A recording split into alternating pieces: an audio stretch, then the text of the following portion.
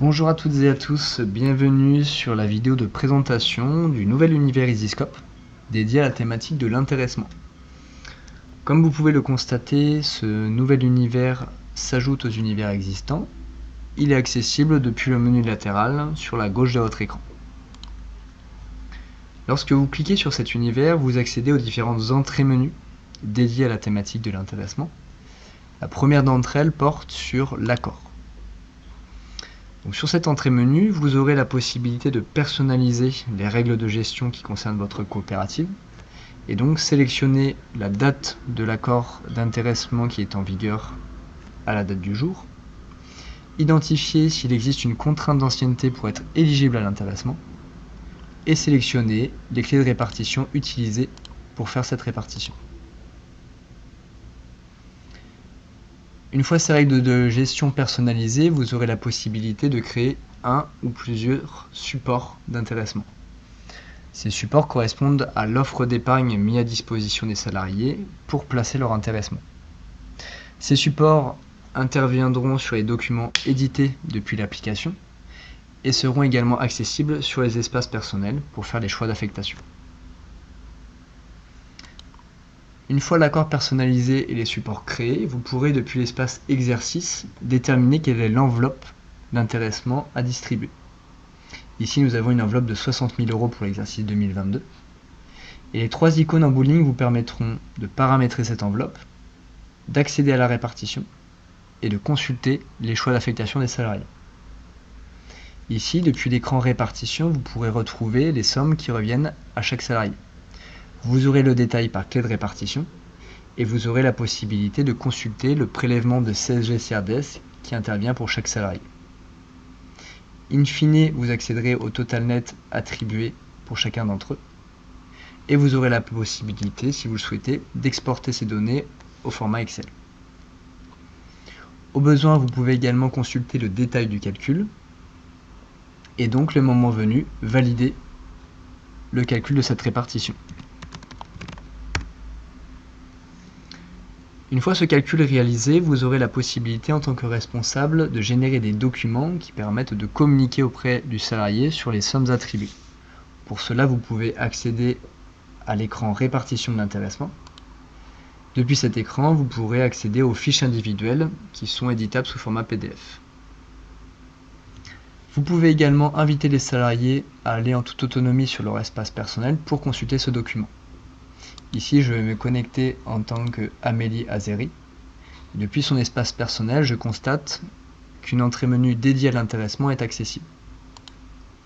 Sur cet espace, la salariée va pouvoir choisir l'exercice qui l'intéresse et donc accéder à la somme qui lui est attribuée. Il est également possible depuis cet espace d'accéder au détail du calcul et donc de consulter la fiche individuelle qui va venir décrire les sommes attribuées. Juste en dessous, la personne va être en capacité de choisir les choix d'affectation réalisés.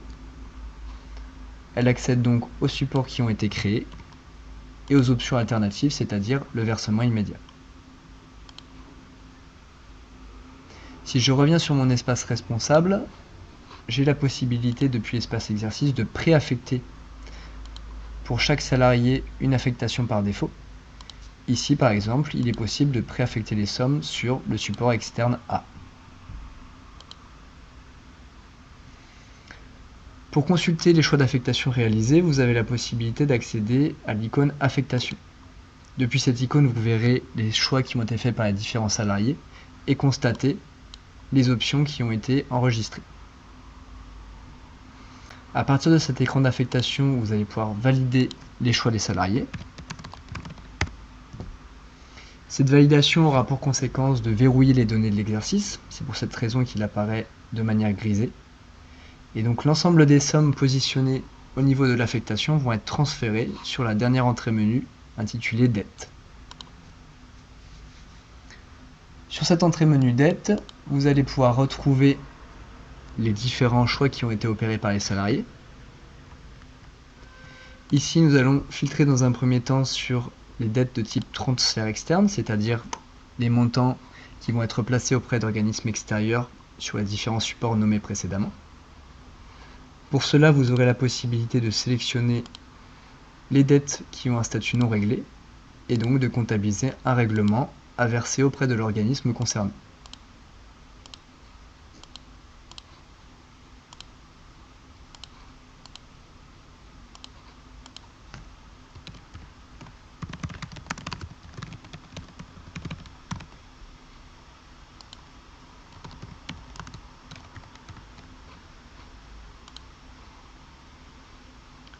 Une fois le règlement opéré auprès de l'organisme de placement, vous pourrez vous intéresser aux sommes qui doivent être versées immédiatement. Pour cela, vous pouvez filtrer sur les versements de l'intéressement et réaliser un règlement, soit par chèque, soit par virement SEPA.